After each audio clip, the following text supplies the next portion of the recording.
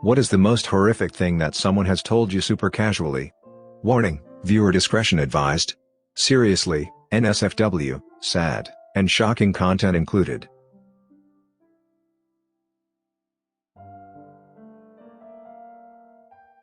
I called my cousin and at the beginning of the convo I asked what she was doing. She said, "Oh, just standing at the counter looking at my hand." I thought it was a little weird, but my cousin is a little weird so I forgot about it. Anyway, half an hour later she goes, "The blood has now stained my shirt. I think I should hang up and go to the ER." I was like, "What?" So she replied, "Oh, I stabbed myself with the meat cleaver 10 minutes before you called and the knife is still in my hand. I'm fine, but my shirt is now ruined." A couple of years ago I was on one of those music festival cruises. I was sitting down waiting on my friends to finish their drinks and whatnot when this lady sits down next to me. Somehow we get to talking about dogs. I tell her about mine. She tells me that hers is a comfort dog. I didn't ask her to elaborate because it wasn't any of my business. But she tells me it's because she didn't leave her house for 5 years. Again, I didn't ask why. She went on to tell me, a perfect stranger who'd been talking to her for all of 5 minutes, that her ex-boyfriend was stalking her and broke into her house so she had to shoot him and kill him. A guy I worked with said that in the late 80s he lived with 5 other guys in an apartment in New York. Sometime after the HIV test is developed, all of the roommates agree to get tested. Apparently the results were mailed to them. Basically, one guy got the mail and opened everyone's test. In so doing he finds out one of the roommates has HIV. He shows the test results to every roommate except the guy who is HIV positive. Then they destroy the test results. They all pack their stuff and abandon apartment and the HIV positive guy. None of them ever spoke to the HIV positive roommate again. They never told him his test results. The guy I worked with laughed so hard telling me this story. It's screwed up. The guy I worked with had no remorse or a second of compassion even 30 years later, and knowing the HIV positive roommate probably died. Who knows how many people the unknowing HIV positive guy may have unknowingly transmitted HIV to before he had serious symptoms. JP, if you're reading this, F you. Heartless bastard. Supervisor at work, Dwayne had his baby yesterday. Me, oh great. Boy or girl? Supervisor dead. Like WTF?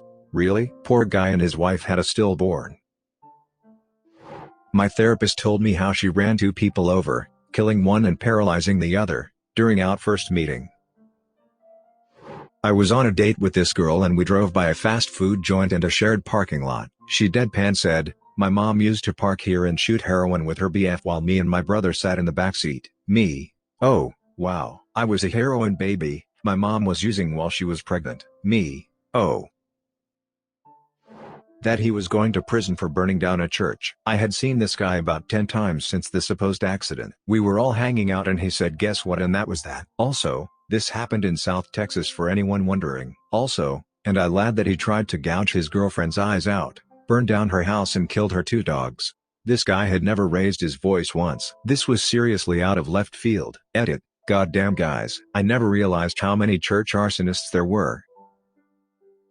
I was joking with an acquaintance once and he told me that he was going to move in a couple of months. We weren't really close enough for me to care, but I asked him why out of pure curiosity. In the same breath, without hesitation, he told me that he had been in the foster system all his life despite knowing his biological dad personally. His dad was some big businessman in New York City and didn't have the time to raise a son. He had been with 11 different families in 15 years and in each one he prayed he'd get adopted. It never happened. The family that he was with at that moment told him they were thinking about adopting him, but changed their minds last minute. Now he's in a constant state of expecting to move because he just assumes that no one will ever want to adopt him. If you're reading this, I hope you're doing good, Michael.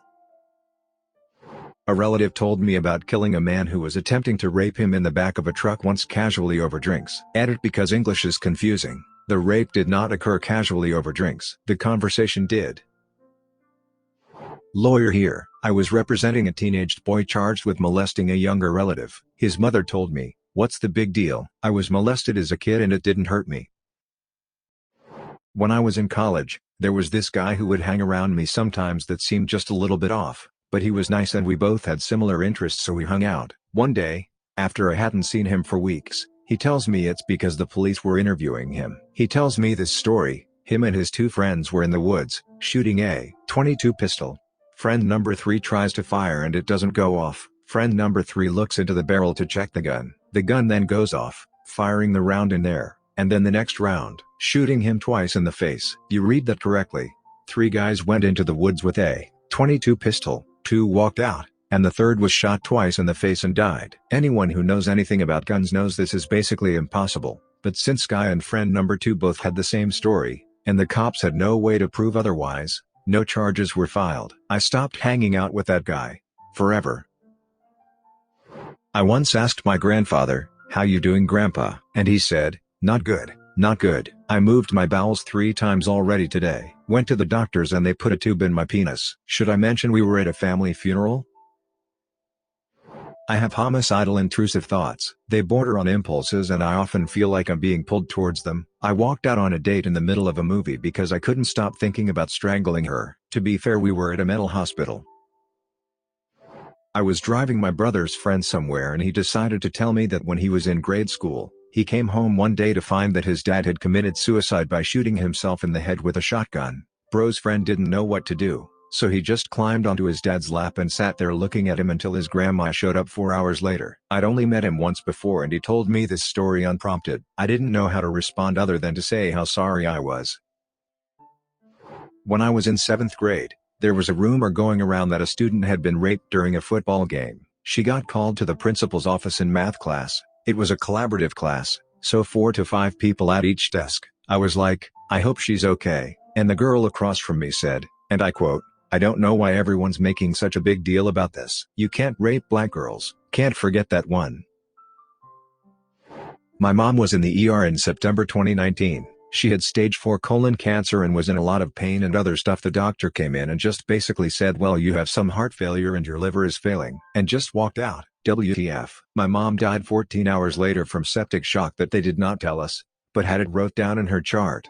Ugh. Makes me so angry writing it. More information. My mom was actually getting treatment in Houston in July 2019. She had sepsis then and her oncologist told her to call all family and friends, and as if something happened, it would happen quick. Her sister was the only one with her then and the rest of the family was 8 hours away. We hauled ass there and her doctor was shocked that she was okay.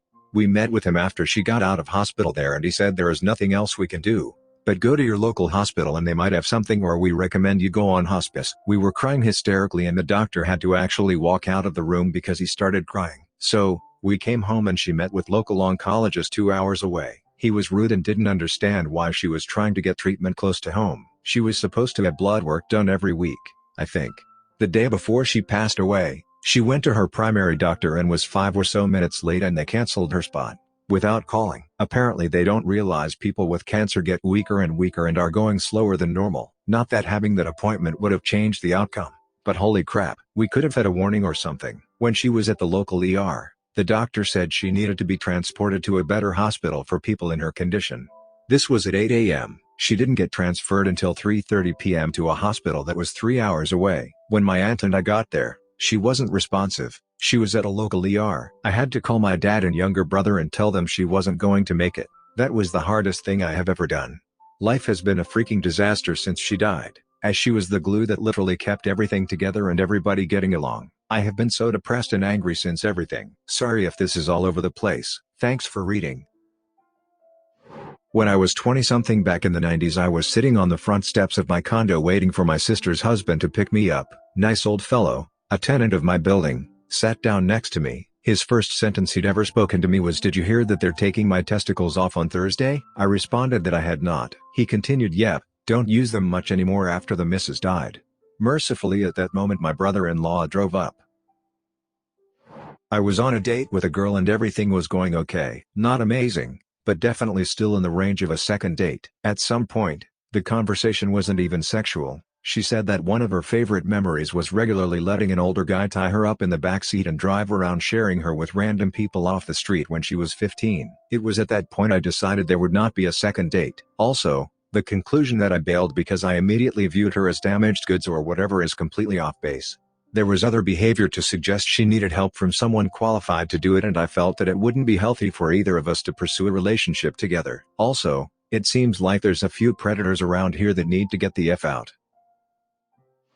Taxi driver was a jerk, bragging about how he had taken advantage of a drunk girl he picked up in the party zone of the city. It was the most uncomfortable taxi ride of my life.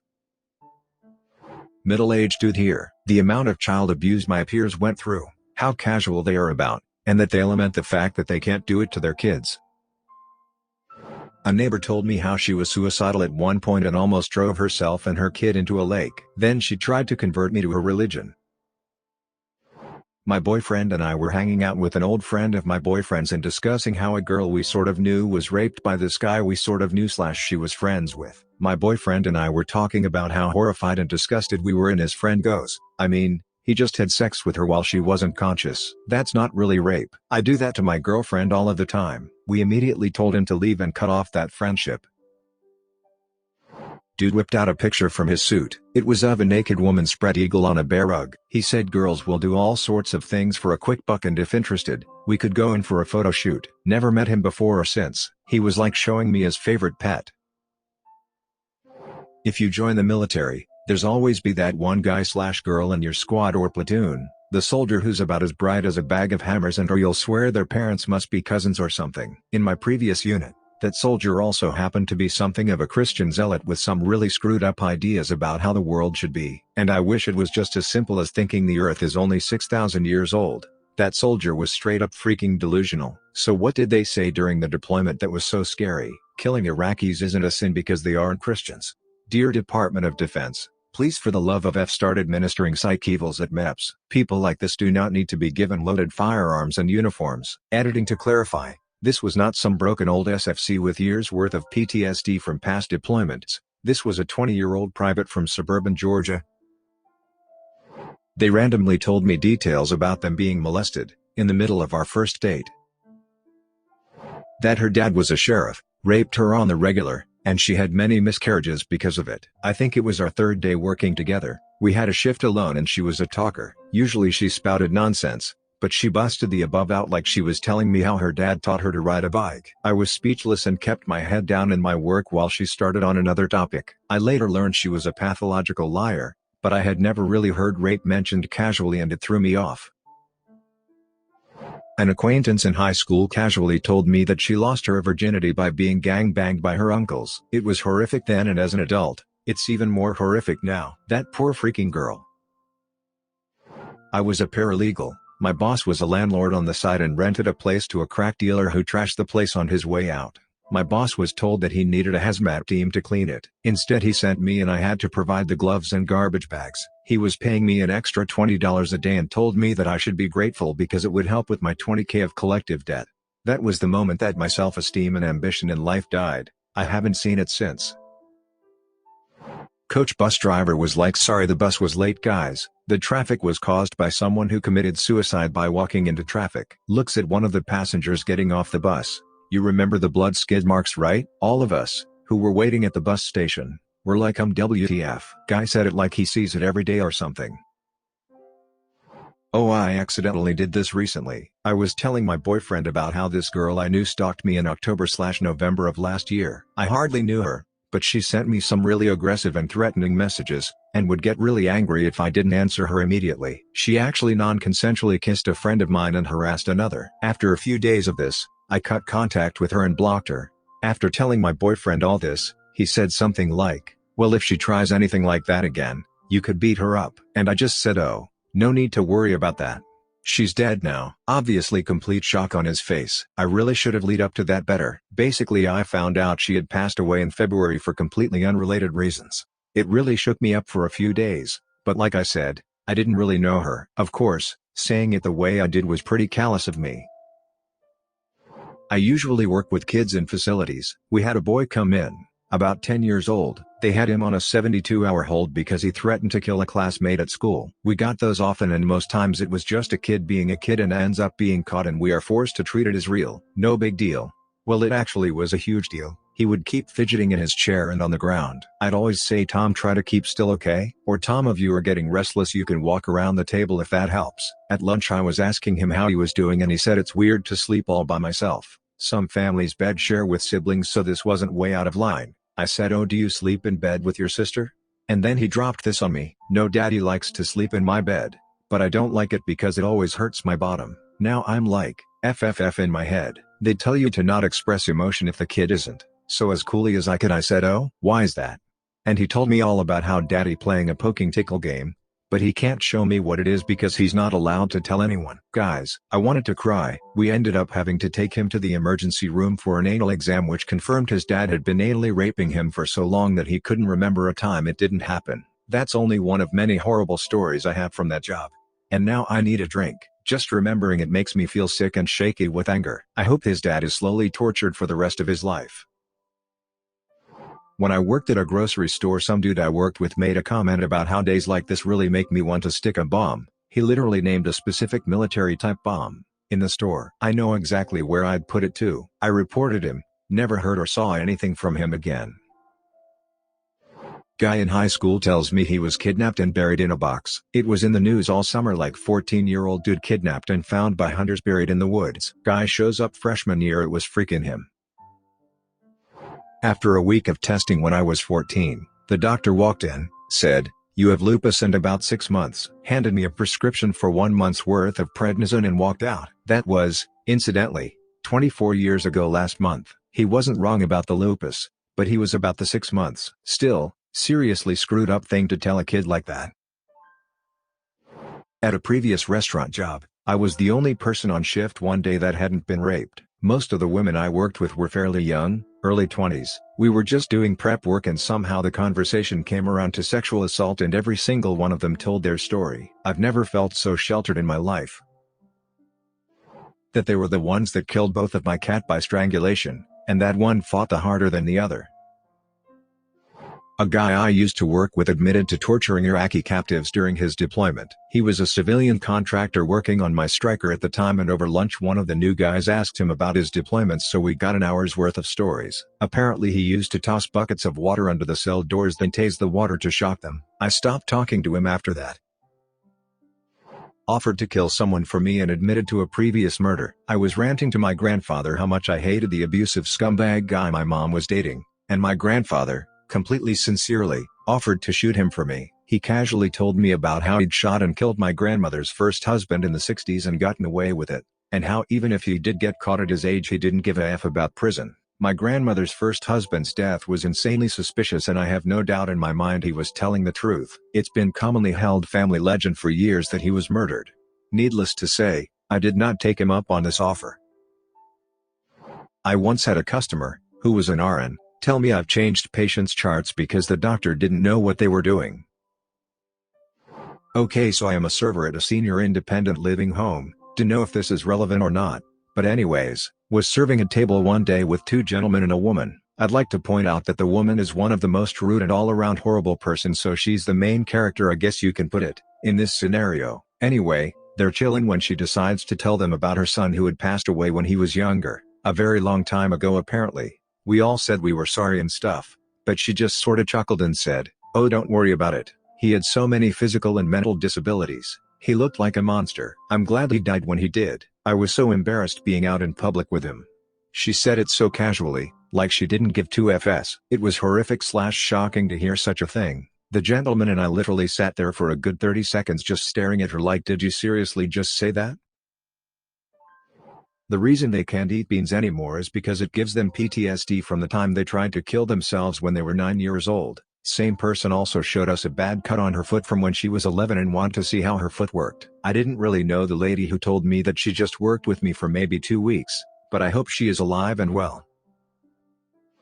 I was out to dinner with my ex-wife, 2 of her female friends, and my uncle with his wife. We were just sitting around the table at a casual restaurant eating the appetizer that just arrived. While I'm gnawing on a chicken tender, my uncle asked one of the girls if they were married, and the first girl drops a bomb. "Uncle, are you married?" Girl: "Yeah, but my husband killed himself." Whole table: "What? Ah, when, how?" Girl: "Yeah, he called my cell phone and then hung himself in his closet and recorded the whole thing. That was 2 weeks ago, I think." Whole table: "Oh my God."